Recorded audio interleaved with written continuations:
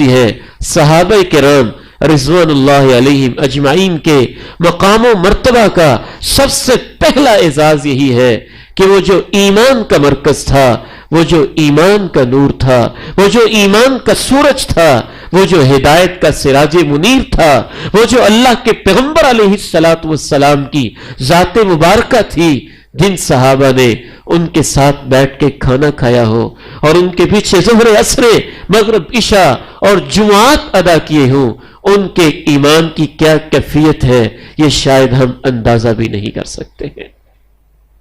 حضرت جابر رضی اللہ تعالی عنہ بیان کرتے ہیں وَلَقَدْ كُنَّا نَسْمَعُ تَسْبِيحَ الطَّعَامِ وَهُوَ يُؤْكَلُ بَيْنَ يَدَيْهِ، اللہ کے پیغمبر علیہ السلام کے ساتھ ہم دسترخوان پہ بیٹھے ہوتے اور جس دسترخوان پہ اللہ کے پیغمبر تشریف فرما ہوتے ہم اپنے کانوں سے سنا کرتے تھے کہ دسترخوان کے کھانے سے بھی سبحان اللہ کی آوازیں آیا کرتی تھیں۔ جنہوں نے اس طرح کے معجزات کا مشاہدہ کیا ہو ان کے ایمان کا لیول کیا ہوگا اور ان کے ایمان کا مقام و مرتبہ کیا ہوگا۔ جو قرآن پڑھتے تھے تو اللہ کے پیغمبر علیہ السلام کے سامنے زانو تلمس طے کر کے پڑھتے تھے، جو قرآن سیکھتے تھے تو اللہ کے پیغمبر سے سیکھتے تھے، جو اپنی تنہائیوں میں اور گھروں کے اندر بھی قرآن کی تلاوت کرتے تھے تو آسمانوں کے فرشتے کمکمے بن کے اور کوکبہ بن کے اور ایک گلیکسی اور کہکشاں بن کے آسمانوں سے نیچے اتر کے ان کی تلاوت سننے کے لیے تشریف لایا کرتے تھے۔ اور اللہ کے پیغمبر علیہ السلام اپنے اس صحابی سے فرمایا کرتے کہ میرے صحابی اگر تم قرآن پڑھتے جاتے صبح ہو جاتی اور سفیدہ سحر طلوع ہو جاتا، لیکن فرشتے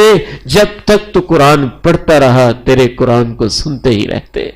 صحابہ کرام رضوان اللہ علیہم اجمعین کو اس صحبت نبوی کی وجہ سے وہ مقام حاصل ہو چکا تھا کہ اللہ رب العزت کے ہاں ان کا ملائے اعلیٰ میں اور آسمانوں کی محافل میں نام لیا جاتا تھا۔ رسول اللہ صلی اللہ علیہ وسلم ارشاد فرماتے ہیں، حدیث میں آتا ہے کہ آپ نے اپنے صحابی جلیل جناب ابی سے کہا، کبھی عبداللہ ابن مسعود سے کہا اقرأ علی، مجھے قرآن پڑھ کے سناؤ، تو وہ صحابی عرض کرتا ہے اقرأ علیک وعلیک انزل، میں آپ کو پڑھ کے سناؤں، آپ پر تو قرآن خود نازل ہوتا ہے، جبریل آپ کو سناتے ہیں، رب العالمین انہیں آپ کے پاس بھیجتے ہیں، میں کون ہوتا ہوں کہ آپ کو پڑھ کے سناؤں؟ آپ نے فرمایا انی احب ان اسمعہ من غیری، مجھے یہ اچھا لگتا ہے کہ میں کسی اور سے قرآن سنوں۔ ایک اور روایت میں ایک صحابی سے تو آپ یہاں تک کہہ دیتے ہیں، صحابی پوچھتا ہے کیا یہ اللہ کا حکم ہے؟ آپ فرماتے ہیں اللہ امرنی بہذا، اللہ نے مجھے حکم دیا ہے کہ اپنے فلاں صحابی سے قرآن کی تلاوت سنو، اور یہاں تک بھی آپ کہہ دیتے ہیں۔ صحابی پوچھتا ہے کیا اللہ نے میرا نام لیا ہے؟ کیا اللہ نے میرا نام لیا ہے؟ تو آپ علیہ السلام ارشاد فرماتے ہیں ہاں اللہ نے نام لے کے کہا ہے کہ آپ کا جو فلاں صحابی ہے اے میرے پیغمبر اس کی زبان سے آج میرے کلام کو سنو۔ ایسا مقام و مرتبہ اللہ رب العزت نے ان کو نصیب کیا تھا۔